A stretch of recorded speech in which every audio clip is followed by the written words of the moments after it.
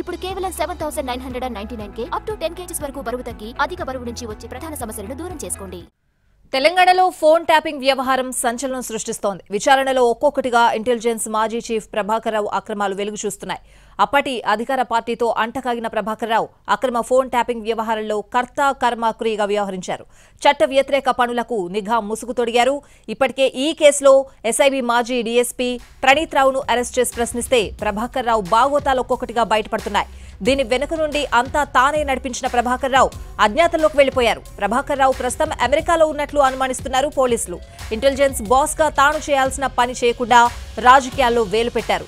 ప్రజల శాంతి భద్రతలకు భంగం కలగకుండా అసాంఘిక శక్తులపై నిఘా పెట్టాల్సిన మాజీ ఇంటెలిజెన్స్ బాస్ రాజకీయ నాయకుల కదలికలపై దృష్టి పెట్టారు.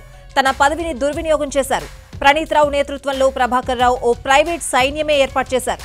కొంతమంది నమ్మకస్తులైన అధికారులతో ప్రైవేట్ సైన్యాన్ని నడిపారు ప్రభాకర్ రావు. నోటీసులు అందుకున్న పోలీసుల్లో గతంలో ప్రభాకర్ రావు సైన్యంలో కీలక సభ్యులే. హైదరాబాద్ సిపిగా పనిచేసి డీజీపీ అయిన ఓ అధికారి పాత్రపై కూడా ఆరోపణలొస్తున్నాయి.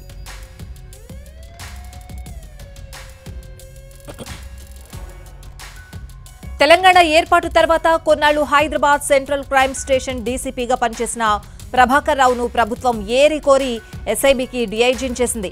ఐజీగా పదోన్నతి పొందినా అక్కడే కొనసాగారు. చివరకు 2020లో పదవీ విరమణ చేసిన ప్రభాకర్ రావును నాటి ప్రభుత్వం ఆఫీసర్ ఆన్ స్పెషల్ డ్యూటీగా నియమించింది. హోదా ఏదైనా కానీ ఆయన మాత్రం ఎస్ఐబి చీఫ్ గా కొనసాగారు. నిఘా విభాగాధిపతిగా పనిచేసిన నవీన్ చంద్ పదవీ విరమణ పొందడంతో ప్రభాకర్ రావు కొన్నాళ్లు ఆ బాధ్యతలు నిర్వర్తించినప్పటికీ ఎస్ఐబిని మాత్రం ఆయన వదల్లేదు. ఇలా ఏళ్లుగా అక్కడ పాతుకుపోయిన ప్రభాకర్ రావు తనకంటూ ఓ సైన్యాన్ని ఏర్పాటు చేసుకున్నారు. ప్రణీత్ రావుతో పాటు ఉమ్మడి నల్గొండ ఎస్పీగా పనిచేస్తూ ఉండగా పరిచయమై నమ్మకస్తులుగా మారిన అనేక మంది పోలీసులను ఎస్ఐబికి తీసుకువెళ్లారు. ఎస్ఐబిలో 2017 వరకు లీగల్ ఇంటర్సెప్షన్ గా పిలిచే అధికారిక ట్యాపింగ్ మాత్రమే జరిగింది.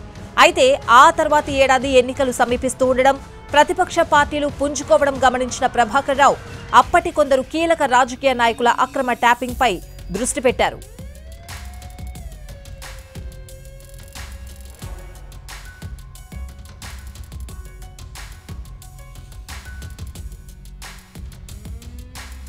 తాము టార్గెట్ చేసిన వ్యక్తి ఫోన్ నెంబర్ తెలిస్తేనే ఎల్ఐకి ఆస్కారం ఉంది. అయితే ప్రతిపక్ష నేతలు తరచుగా వేరువేరు నెంబర్లతో సంప్రదింపులు జరుపుతూ ఉండడంతో ప్రభాకర్ రావు టీం ఈ కోణంలో ఆలోచించింది. దీంతో 2017లో ప్రభాకర్ రావుతో పాటు వివిధ విభాగాల్లో పనిచేస్తున్న పోలీసు అధికారులతో కూడిన బృందం రష్యా, ఇజ్రాయెల్లో పర్యటించొచ్చింది.